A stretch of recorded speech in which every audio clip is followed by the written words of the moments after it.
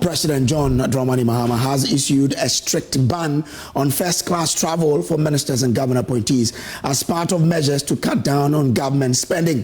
He has directed the Chief of Staff to formally notify all officials of an immediate ban on non-essential travel. Any essential travel trips must be approved first, and even then, no first-class luxury. Speaking at the swearing-in of 17 new ministers, the President emphasized the need for modesty and fiscal discipline in governance. I must, however, remind you of the same caution I sounded to your colleagues who have already taken office, that the hallmark of this government will be modesty and respect for the Ghanaian people. There will be no room for arrogance and pomposity in this government. The resources that you'll be working with belong to the Ghanaian people who put us in office. Those resources are not to be wasted on opulence and extravagance. I've asked the Chief of Staff to write to all government appointees that I've imposed a ban on non-essential travel forthwith to cut down expenditure. Any travel that is deemed essential and necessary must be cleared first with the Office of the Chief of Staff, and such travels will have to be undertaken in modesty, no first class.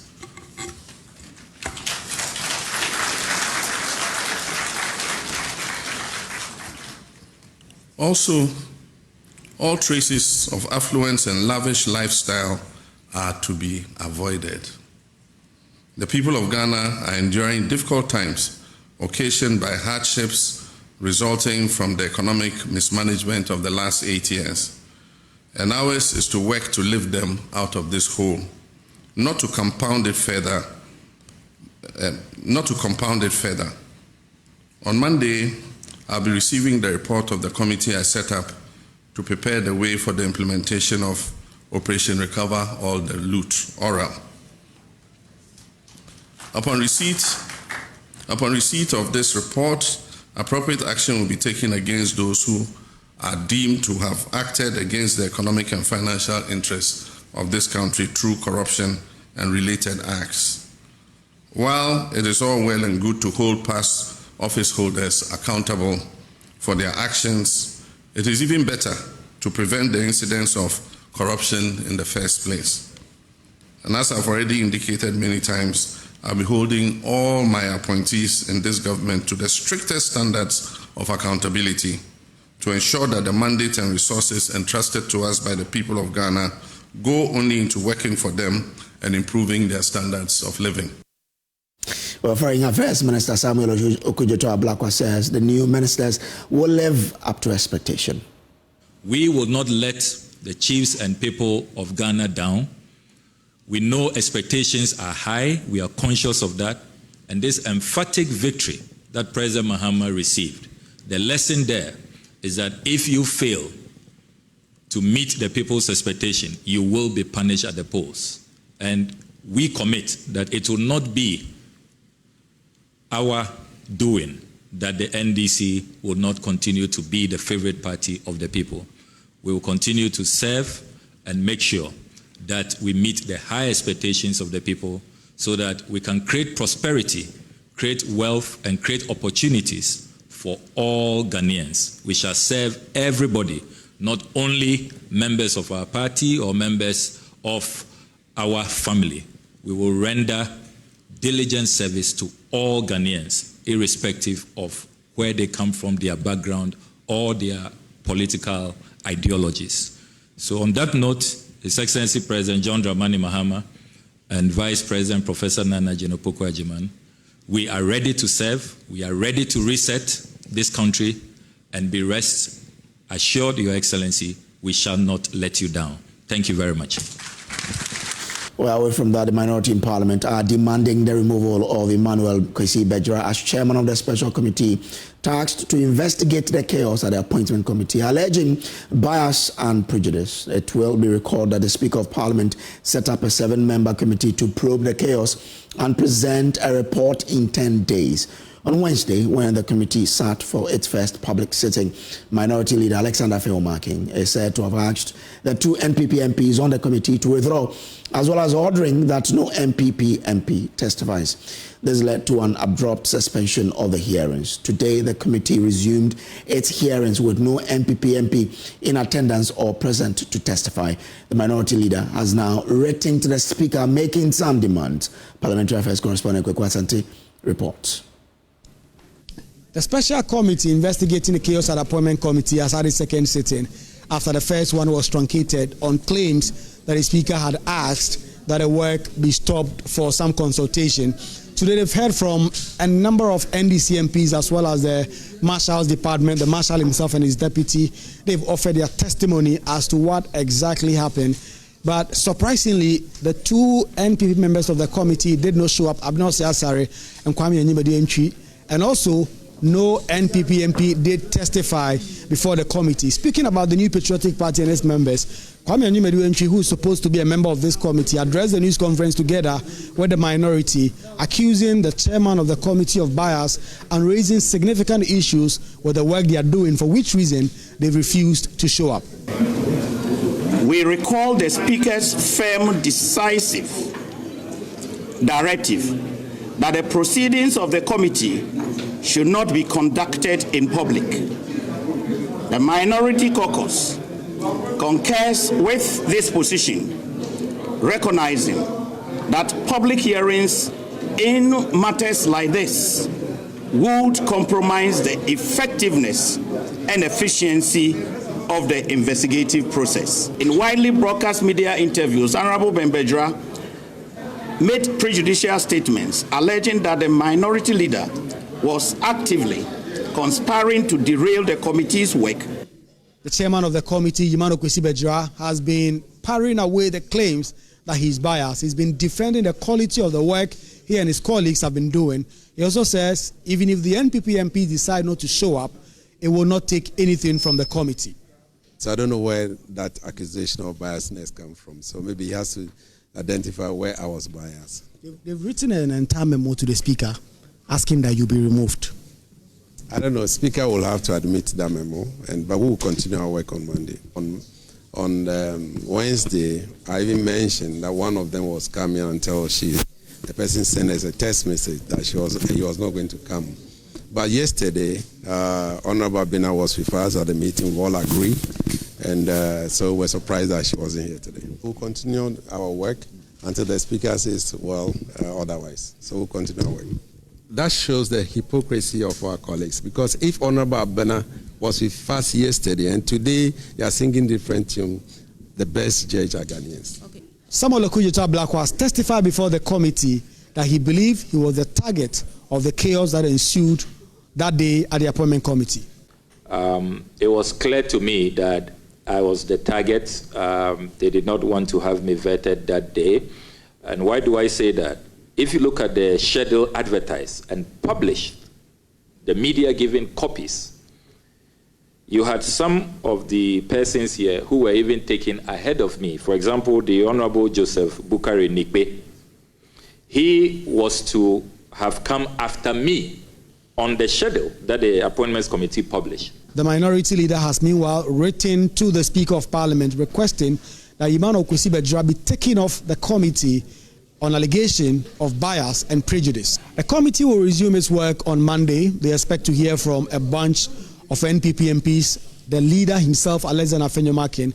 It is not clear if he will show up or if any other NPP MP, for that matter, will show up at the committee and offer their testimony, given the significant concerns they've raised about the work Yimano Kwesi-Bedzra and the other NDC members of this committee have been doing since the Speaker set up this body.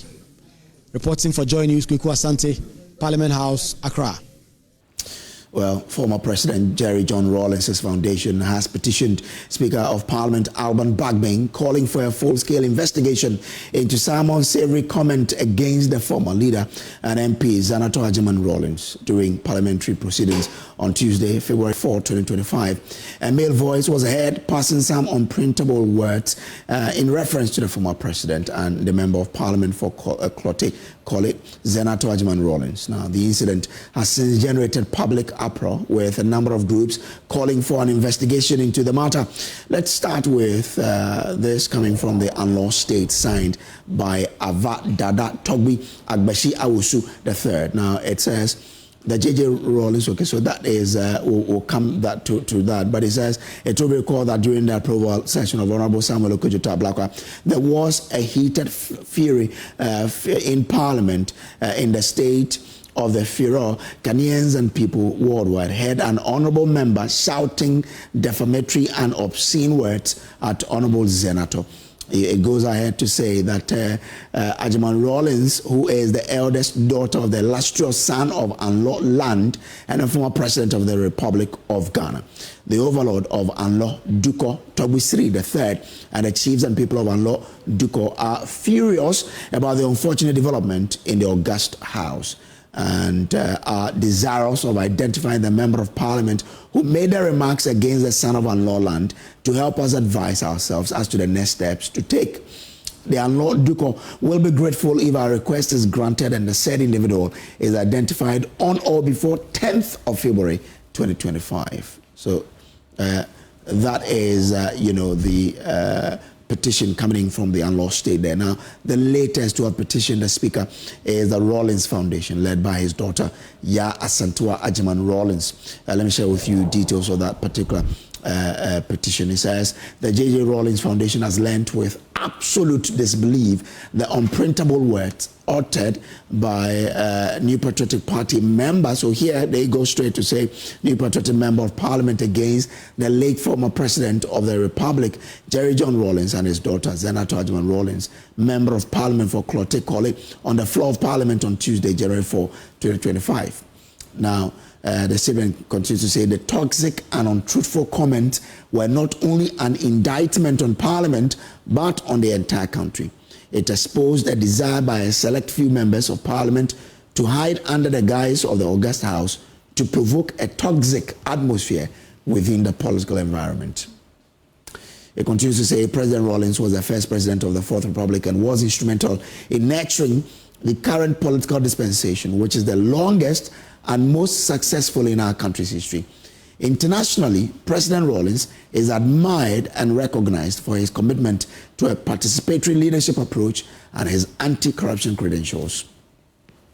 It is totally dishonest for anyone to attempt to reduce his legacy in one misguided moment of flippancy.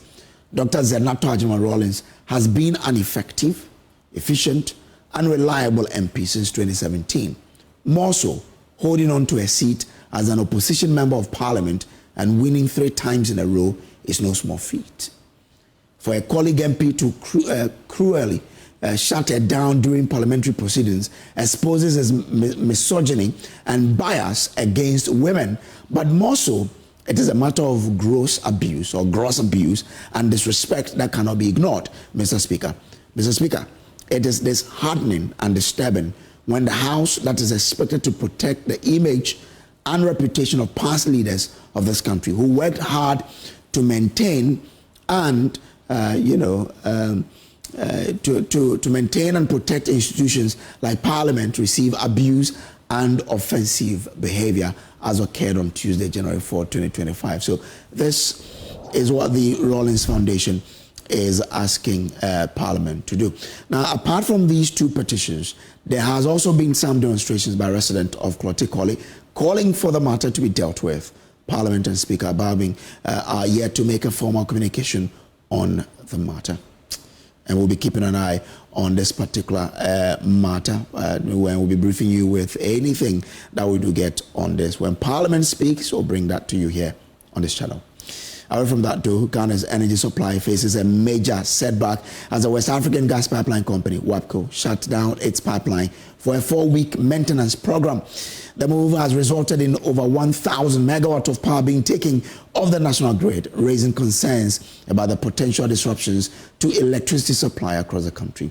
According to a statement issued by WAPCO, the planned works will involve cleaning the pipeline, a process known as pegging, as well as the replacement of some subsea equipment. Head of Corporate Affairs of WAPCO, Dr. Isaac J. Doku, tells my colleague Elton Brobe that work will be sped up to ensure the scheduled works stay within time. In Tema, the total generation may be close to, if not more than 1,000 megawatts. I believe also that the good news is that most of the plants in Tema dual fuel, which means that they can use either gas or liquid fuels.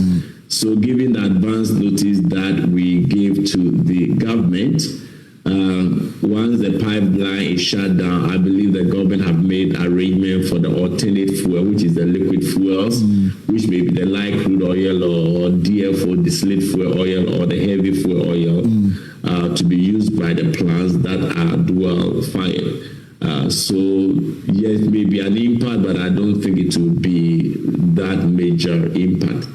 Because of doomsday and its impacts on our lives and, of course, on the economy, any word regarding shutdown, creates an environment of fear among Ghanaians. Can this be avoided? To what extent will this impact your operations if this shutdown is not done immediately? We are required by regulation that every 5 years we have to do a major maintenance on the pipeline that we have. And so it's those preventive maintenance that we do that keeps the integrity of the pipeline to ensure that we can continue to flow gas safely and efficiently to all our customers. And you are certain that this won't go beyond 4 weeks? We are certain, and that is our hope, because we base the length of time that we'll be doing the shutdown on how we do the cleaning. Now, the fear among many is that the scheduled maintenance may result in intermittent power supply, but Energy Minister John Jinapon assures measures are in place to ensure reliable power supply. I'm in spirit of meetings and putting in place contingency measures to ensure that during that critical period, we continue to supply power.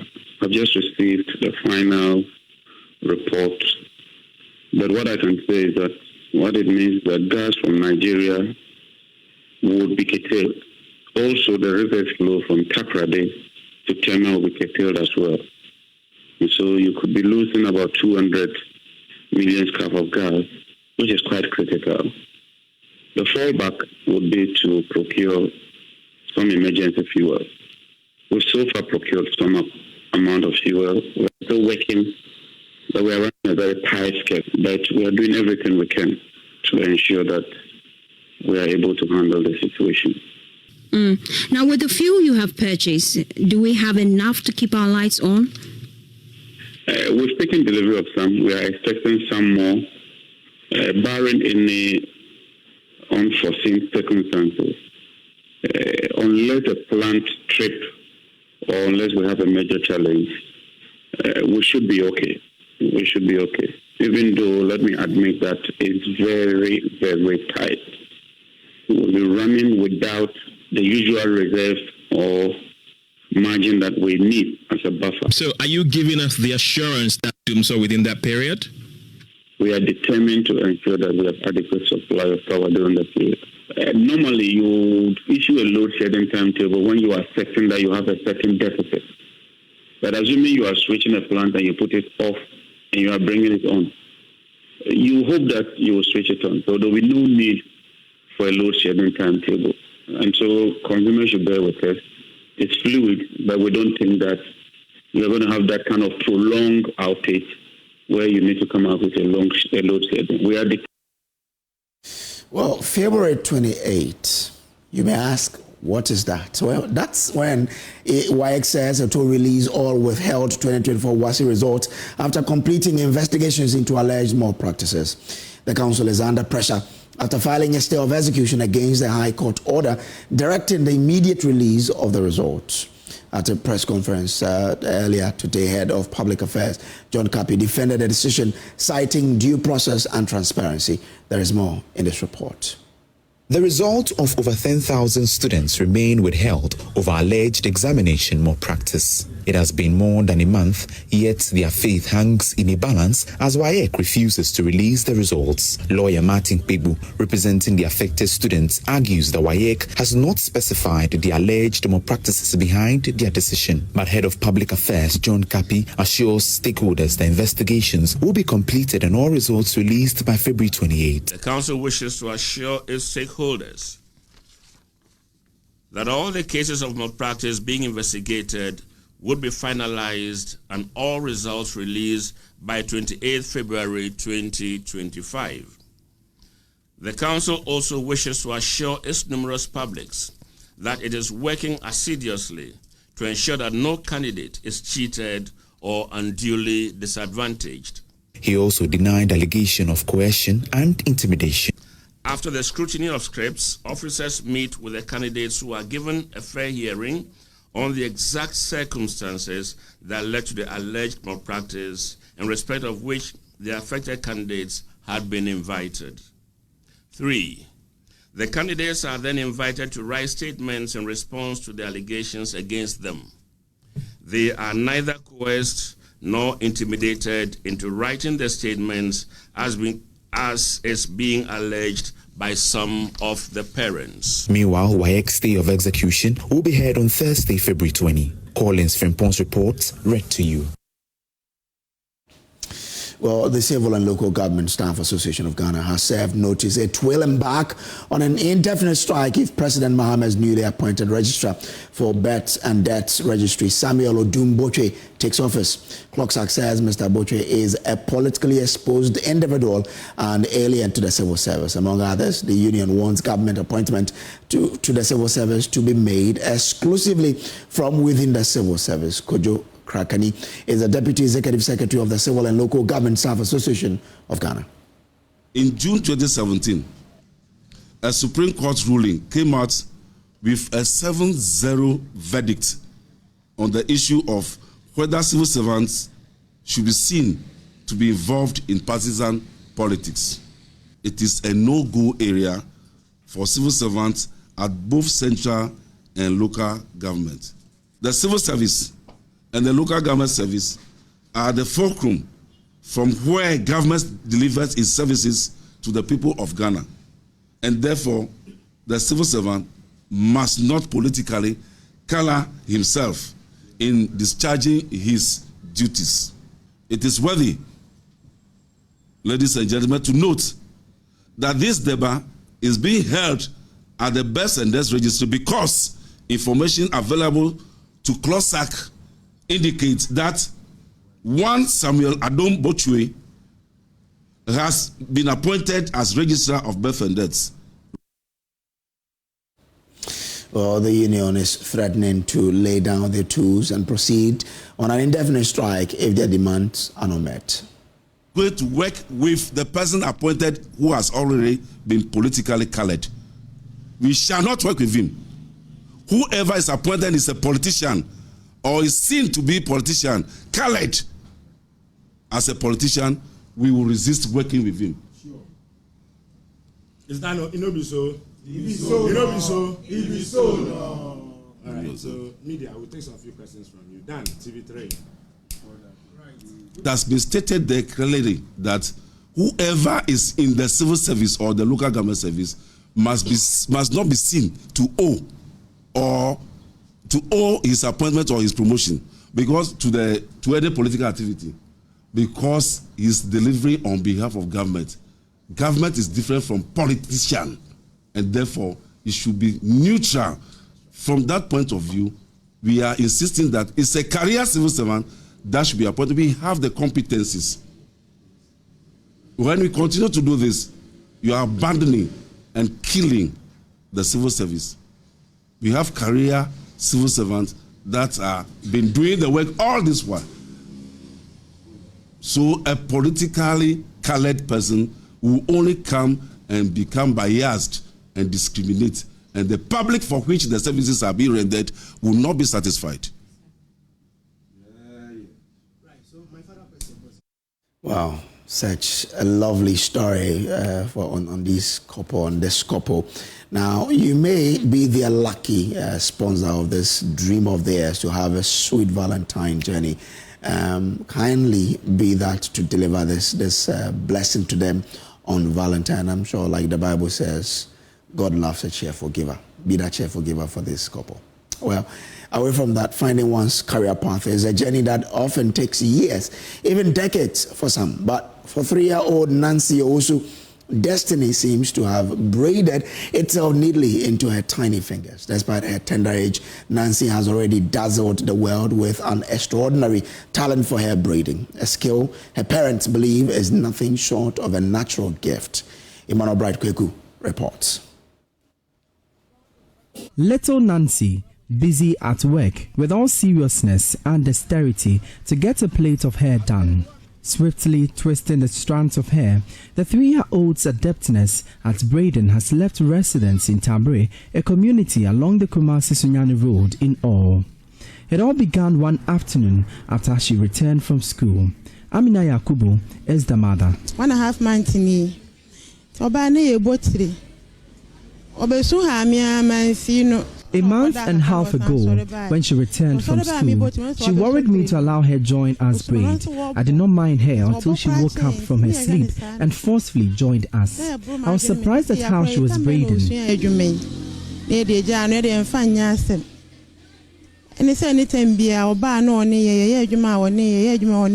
What are you holding? What is this? Wedding. Ahafoma. And what's your day? Ahumari. How do you do? Midi bottle. What the bottle? And I want to throw a tribo. One house, yeah. And to make us a bottle, mammy, I'll bet me abo. Bobina me.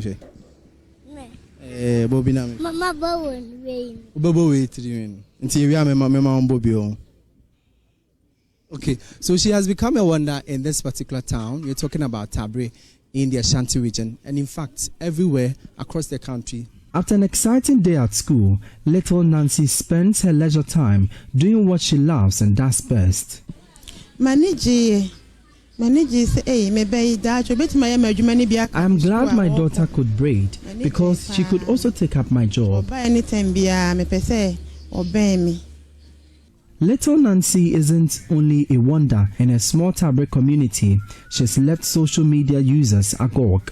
Realizing her uniqueness and potential, Ebenezer Kubila, a relative, now her social media manager, set up an account on various platforms to expose the unique skill to the world. I want the whole world to hear of her. And also, I myself want to build her to some extent that even if her mother is not there, she can do something for herself as far as the talent is concerned. So every time I keep on motivating her to keep on doing it. In the last few months, little Nancy has attracted a lot of customers to her mother's beauty parlor to receive the gentle, soft touch of her tiny hands. Some people just come here for her to touch their hair for them. They can even wait for hours for her to return from school. Nancy naturally comes as an active, bubbly girl who is curious to know her environment.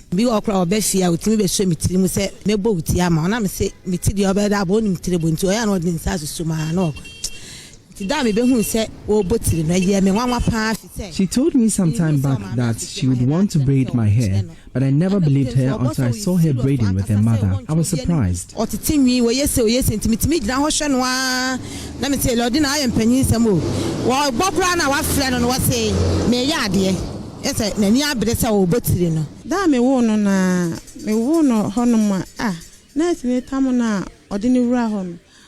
When I gave birth to her, she kept gazing at the room. The nurses were even surprised at her.